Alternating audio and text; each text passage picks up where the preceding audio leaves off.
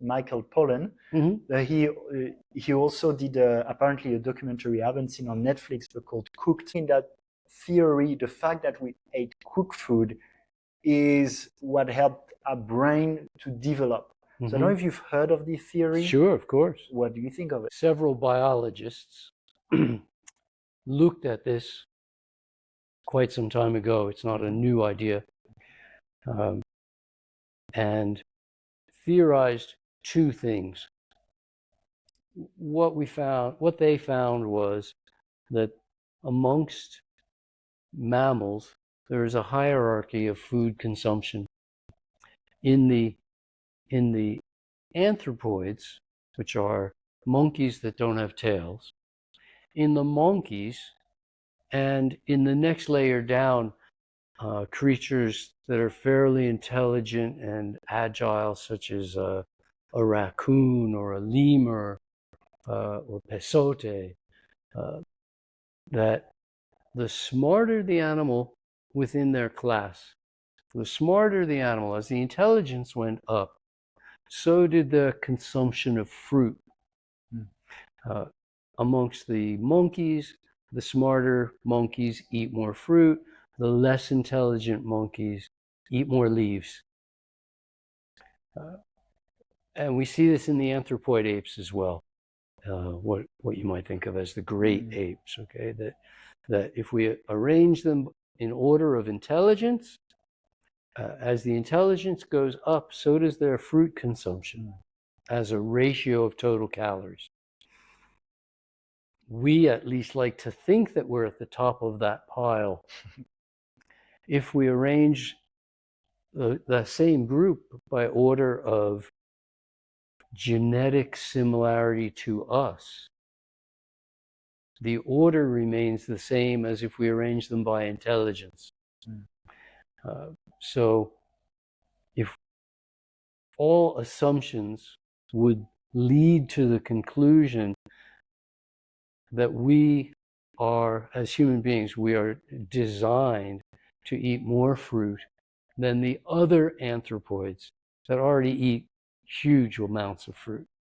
We're designed to eat even more. So the biologists said, okay, we're smart, we've got bigger brain. How did this happen? It either happened one of two ways. One of two things happened. Either eating fruit made us smarter, or having to eat fruit and all of the information that we need to process in order to find fruit made us smarter. We have to keep track of more things. People in the jungle who have to, or animals in the jungle that have to find leaves, don't need to do a lot of work. Leaves are everywhere. But finding fruit in season, finding fruit that other creatures aren't going to harm you if you try to eat their fruit, eating fruit that isn't going to make you sick and fall out of the trees or die, this requires the processing of tremendous amounts of information. Where was that tree that had that great fruit last year? We've got to find that one tree again this year. I mean, it's a lot.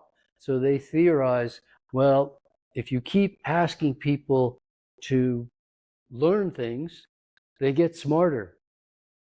Okay, so both of those theories happened.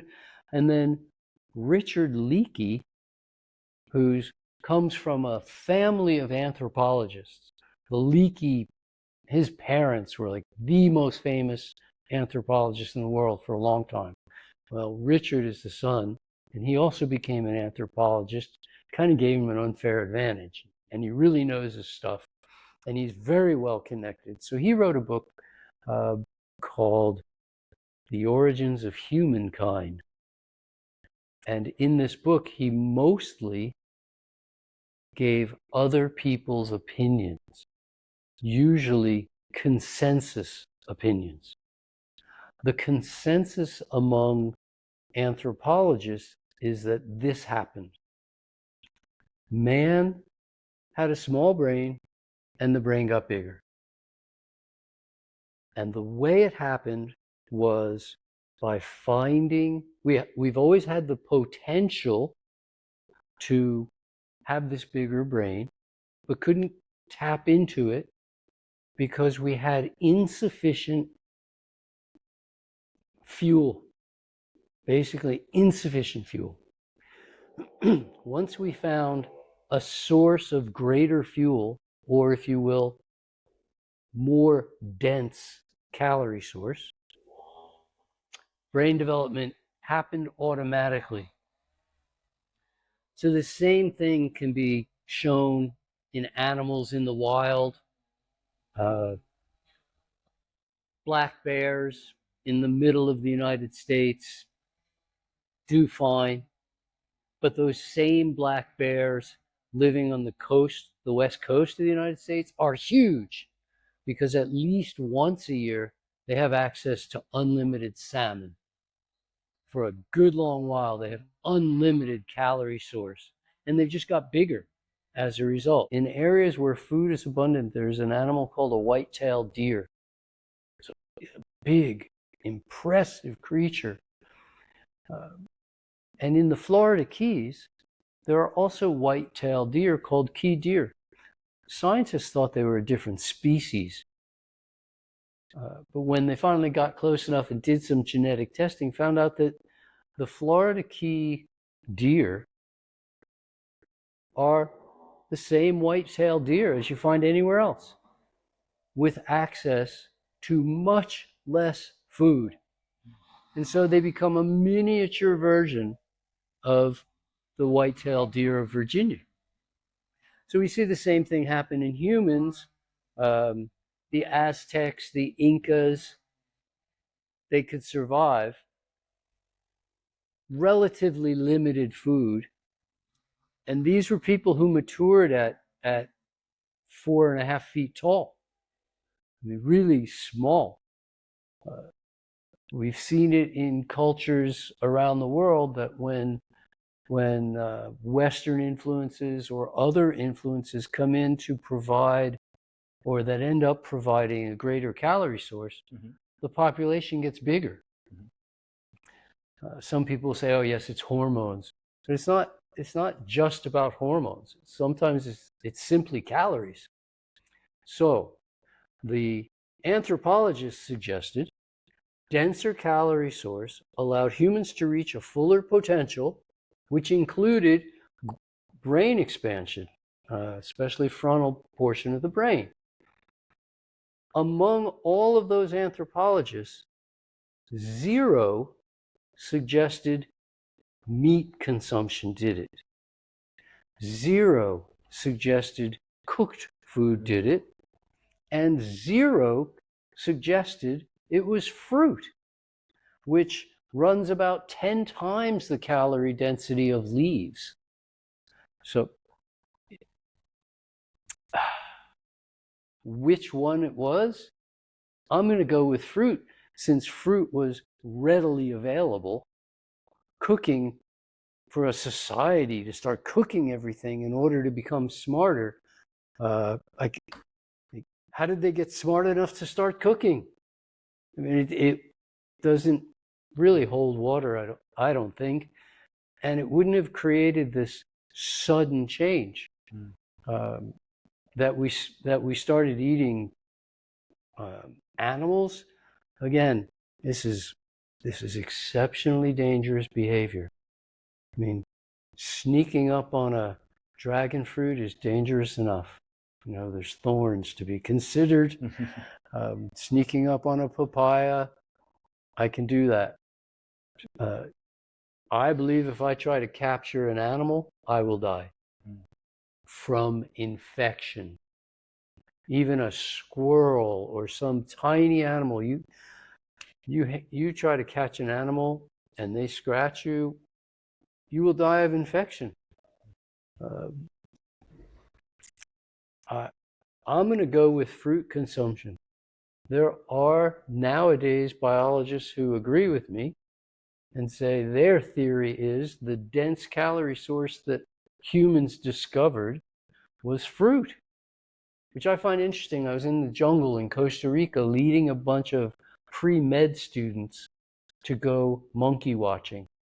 So every morning before dawn, we'd go off and I would take them to a place where I was pretty sure the monkeys had gone to sleep the night before. So they should still be there. And we watched capuchin monkeys, which are known as the white-faced monkeys. And we watched black-faced monkeys, the howler monkeys that make the loudest sound on land of any animal in the world. And we watched them. And we'd sit there and sit for hours and sometimes eat some food. Well, the howlers would watch us and continue munching their leaves. And when we left, even if we left food, they did not come down to find out what that food was. When we watched capuchin monkeys, a much smarter monkey, very curious, I wasn't sure if we were watching them or they were watching us. But if we left, they'd watch us eat. And then if we put down any food, when we left and it was safe, they'd come right down and go check out and see if it was food for them or not. If we left fruit, they'd eat it. If it wasn't monkey food, they wouldn't eat it. But it was fascinating that just by looking, they could see, that's food, let's try it. So there are other animals that can do that. Certainly my dogs are smart enough to know if they see me eating, it might be food for them. My hypothesis is we were already eating leaves, we discovered the fruit, the latent brain development happened automatically.